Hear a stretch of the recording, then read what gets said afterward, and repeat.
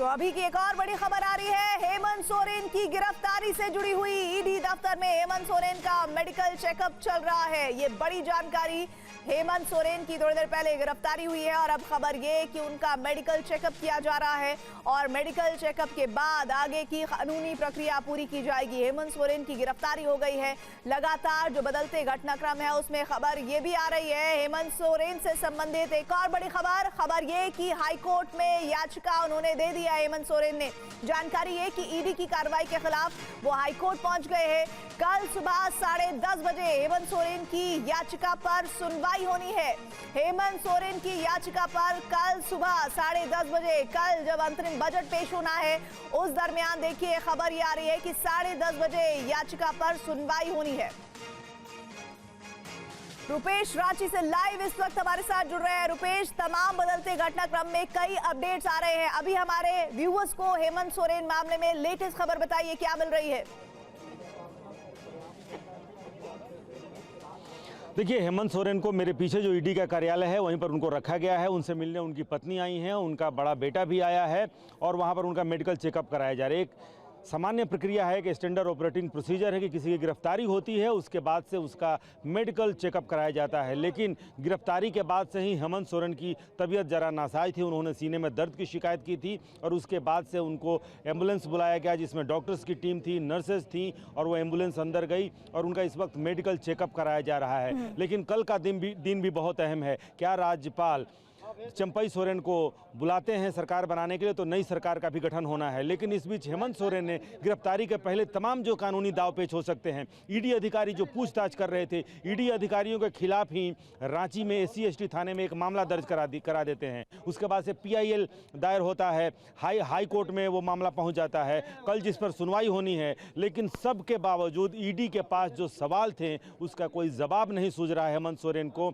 जाहिर सी बात है उनको पता था कि क्या क्या सवाल हो सकते हैं, कहां कहां वो फंस सकते हैं, उनकी गिरफ्तारी भी हो सकती है और गिरफ्तारी से बचने के लिए उन्होंने लाख जतन किया। रांची से लेकर दिल्ली तक गए, गायब हो गए। 36 घंटे तक वो गुम रहे। गुम होने के बावजूद उन्होंने अपना चौपर दिल्ली में छोड़ दिया और सड़क मार्ग से छुपते छुपाते रांची तक चले आए। लाख जतन किया लेकिन उसके बावजूद जब ईडी की टीम यहाँ पे पहुंची 1 बजे, पूछताछ के बाद से उनको हिरासत में लिया गया, फिर उसके बाद गिरफ्तार कर लिया गया। नौबत यहाँ तक पहुँची कि उन्होंने इस्तीफा दे दिया, उनका इस्तीफा स्वीकार हो गया। उसके बावजूद सत्ता उनके हाथ में रहे, उनके पास रहे, इसका भी उन्होंने जतन किया। लेकिन परिवार में विरोध हुआ, पार्टी में विरोध हुआ, गठबंधन में विरोध हुआ, लिहाजा वो अपनी पत्नी को मुख्यमंत्री भी नहीं बना सके और उसके साथ अपनी पार्टी के वरिष्ठ नेता चंपई सोरेन को ही विधायक दल का नेता चुना गया और अब चंपई सोरेन के नेतृत्व में ही सरकार बनने जा रही है अगर राज्यपाल उन्हें बुलाते हैं तो। ये जो अगर रुपेश आपने कहा, इस अगर का क्या मतलब है? मैं सवाल आपसे इसलिए कर रही हूं क्योंकि अभी तक राज्यपाल की तरफ से चंपई सोरेन ने जो सरकार बनाने का दावा पेश किया है उस पर कोई ग्रीन सिग्नल नहीं दिया है। देखिए, बिल्कुल ग्रीन सिग्नल नहीं दिया है और ये भी नहीं कहा है कि आप सरकार बनाने के लिए आपको हम आमंत्रित करते हैं। जो दावा है 43 विधायकों के समर्थन का दावा किया गया है कि 43 विधायकों का ना सिर्फ समर्थन पत्र उन्होंने सौंपा है राजभवन को बल्कि 43 विधायकों का परेड भी वो करा सकते हैं, वो राजभवन में मौजूद हैं। लेकिन ये विशेषाधिकार है राज्यपाल का कि वो अपने तरीके से वो मुतमईन हो जाएं कि क्या जिसने दावा पेश किया है वो दावा सही है, क्या वो सरकार बना सकते हैं। इन तमाम बातों को लेकर जब निश्चिंतता आएगी, ये एक प्रोरोगेटिव है राज्यपाल का, उसके बाद से ही वो सरकार बनाने के लिए आमंत्रित कर सकते हैं। रुपेश, मैं आपको रोक रही हूं, एक बड़ी खबर आ रही है, बड़ी जानकारी मिल रही है। हेमंत सोरेन की गिरफ्तारी से जुड़ी हुई, गिरफ्तारी के विरोध में झारखंड बंद का ऐलान किया गया है। जानकारी आ रही है कि हेमंत सोरेन की जिन सर्कमस्टांसेस में ईडी ने गिरफ्तारी की है उसके बाद खबर यह है कि गिरफ्तारी के विरोध में झारखंड बंद का ऐलान किया गया है।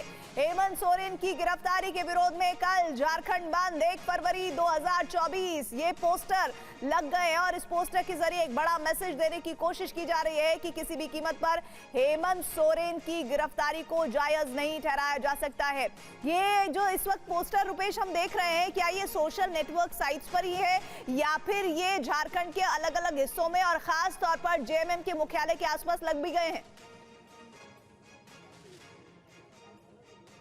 देखिए, ये रांची में भी लगे हैं और झारखंड मुक्ति मोर्चा का जो दफ्तर है उसके आसपास भी लगे हैं और ये अंदेशा था क्योंकि राज्यपाल ने कल भी बैठक बुलाई थी और आज मुख्यमंत्री के आवास में राज्यपाल के कहने पर मुख्य सचिव पहुंचे। मुख्य सचिव जिनके पास इस वक्त होम सेक्रेटरी का भी पावर है, होम सेक्रेटरी भी वो हैं, डीजीपी पहुंचे थे, आईजी, डीआईजी और रांची के जो एसएसपी हैं वो पहुंचे थे, डीसी भी पहुंचे थे। और झारखंड के राज्यपाल के साथ जो बैठक हुई, जो वहाँ पर मुख्य सचिव भी पहुँचे थे, उनके साथ बैठक करके और ये तैयारी भी हो रही थी।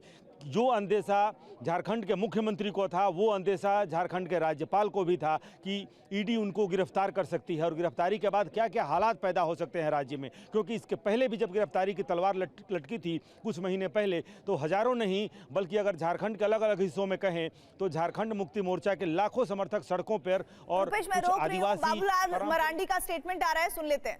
तक की जमीन को भी नहीं छोड़ा गया तक उन्हें, और इसलिए आप देखते होंगे झारखंड में कई एक 2-2 IAS ऑफिसर जेल में है, कई एक इंजीनियर जेल में, कई एक दलाल, कई एक बिचौलिया जेल में बंद है।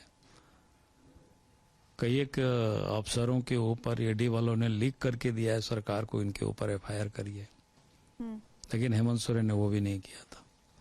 तो जहां इतनी गड़बड़ी, जहां इतना भ्रष्टाचार में जो लिप्त हो, फिर उनको तो जाना ही था। आप कह रहे हैं कि भ्रष्टाचार किया, लूटा, वो कहते हैं कि बीजेपी और सेंट्रल एजेंसी भी शामिल है उसमें मिलकर विदेशपुर का। अरे भैया, हम कह रहे हैं कि उनके पास जो जितना नाम बदल करके जमीन किसने लिया है, वो तो दस्तावेज कह रहा है ना। हेमंत सोरेन हेमंत कुमार सोरेन हो जाते हैं, शिबू सोरेन शिव सोरेन हो जाते हैं। तो ऐसा भी कोई लूटता है जी? तो जब आप इस प्रकार से लूटेंगे तो फिर आप कैसे बचेंगे? आप सोचते हैं कि पैसा से हम सब कुछ कर लेंगे, थोड़े दिन आप बच सकते हो, लेकिन बहुत दिनों तक नहीं बच सकते हो, क्योंकि आज देश में मोदी जी की सरकार है।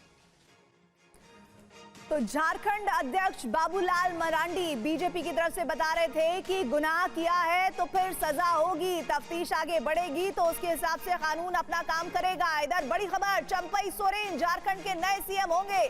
चंपई सोरेन ने सरकार बनाने का दावा पेश किया है। 43 विधायकों के समर्थन की चिट्ठी उन्होंने दे दी है राज्यपाल को। बड़ी जानकारी आ रही है इस वक्त। और चंपई सोरेन, कहा जा रहा है कि चंपई सोरेन इस वक्त हेमंत सोरेन की चॉइस बिल्कुल नहीं थी और कल्पना सोरेन जो उनकी पत्नी थी वो चाहते थे कि वो कमान संभाले, लेकिन फिलहाल चंपई सोरेन को लेकर जानकारी है कि झारखंड के नए सीएम होंगे।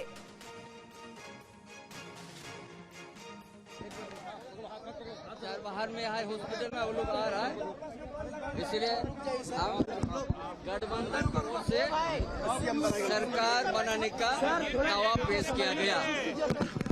पद से इस्तीफा दिए हैं और हम लोगों ने जो है महामहिम राज्यपाल महोदय को अपना दावा पेश किए हैं। हम लोगों ने 43 MLA का समर्थन के साथ आज हम लोग गए थे। उसमें हमारा झारखंड कांग्रेस पार्टी से लेकर झारखंड मुक्ति मोर्चा आज भी सारे लोग हम लोग मिलकर गए थे और हमारे पास 47 जो है MLA हमारा साथ आज है। उसमें 43 और एक हमारे स्पीकर साहब, उसका भी समर्थन आप लोग जानते होंगे पार्टी से। जी, हेमंत सोरेन इस्तीफा दिए हैं और हम लोगों ने नई सरकार बनाने के लिए दावा पेश किया। चंपई सोरेन जी माननीय मुख्यमंत्री रहेंगे। जी, समय नहीं दिया है, उन्होंने बोला कि हम देखेंगे, आपको समय देंगे। आज का ही समय मांगा था आप लोगों ने शपथ ग्रहण के लिए? नहीं, शपथ करने का कोई समय नहीं मांगे थे। हम लोग सिर्फ इतना ही बोले थे कि हमारा दावा सही है और हम लोग को बुलाया जाए। हम लोग आपको कहाँ भी बोले, हम लोग आज भी मेरे साथ जो है 43 विधायक है, वो लोग भी चाहते हैं कि हम लोग वहाँ पर परेड करें, लेकिन उन्होंने मना किया है कि नहीं, आप लोग दावा पेश किए हैं, उन्होंने इस्तीफा दे दिया, अपना चले गए। झारखंड विधानसभा का समीकरण है, कुल सीटें हैं 81 और जो बहुमत का आंकड़ा है वो है 41। और ऐसे में रुपेश, जो इस वक्त चंपई सोरेन ने विधायकों की समर्थन की चिट्ठी दी है, उन विधायकों की संख्या हो जाती है 43। ऐसे में अब ये क्या माने कि चंपई सोरेन का नाम औपचारिक तौर पर राज्यपाल की तरफ से आना बाकी है, बाकी सब कुछ हो चुका है तय? देखिए, बाकी बिल्कुल सब कुछ तय हो चुका है और सुबह से 42 विधायकों को मुख्यमंत्री आवास में रखा गया था और पूरी तैयारी के साथ रखा गया। उन्हें बैग एंड बैगेज रखा गया था कि अगर आगे ऐसा कोई संकट आती है, कुछ विधायकों के टूटने या कुछ विधायकों के अनुपस्थित होने की अगर अंदेशा होता है, तो ऐसे में जो बहुमत का आंकड़ा है उससे थोड़ा ज़्यादा, यानी कि एक ज़्यादा 42 विधायकों को मुख्यमंत्री आवास में रखा गया था। लेकिन उसके बाद से एक विधायक पहुंच गए 43 का आंकड़ा, और 43 विधायकों के हस्ताक्षर का जो समर्थन पत्र है वो राजभवन जाकर के सौंप दिया गया और 43 विधायक सशरीर भी राजभवन गए थे। लेकिन कुल मिलाकर 47 विधायकों का समर्थन है। 3 विधायक ऐसे हैं जो नाराज थे, लेकिन वो इस वजह से नाराज थे क्योंकि वो कल्पना सोरेन, जो हेमंत सोरेन की पत्नी है कल्पना सोरेन, उनको मुख्यमंत्री के तौर पर, उनको विधायक दल के नेता के तौर पर वो नाम नहीं चाहते थे, ताकि वो विधायक भी नहीं हैं। एक विधायक को इस्तीफा दिलाया गया था और उनकी जगह पर वहाँ से गांडे विधानसभा से उनको चुनाव लड़ाने की तैयारी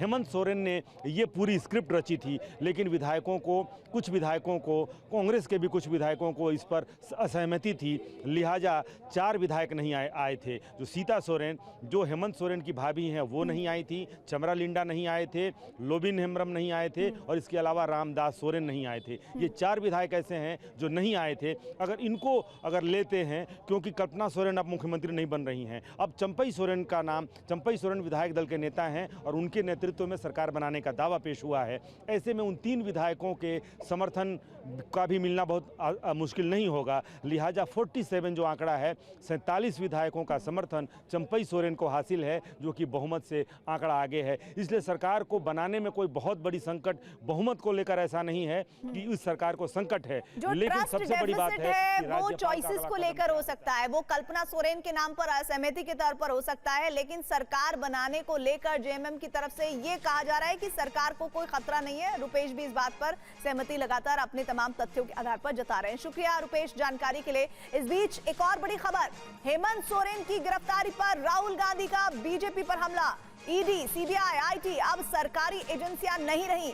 उन्होंने कहा कि ईडी, सीबीआई, आईटी बीजेपी की विपक्ष मिटाओ सेल बन गई है।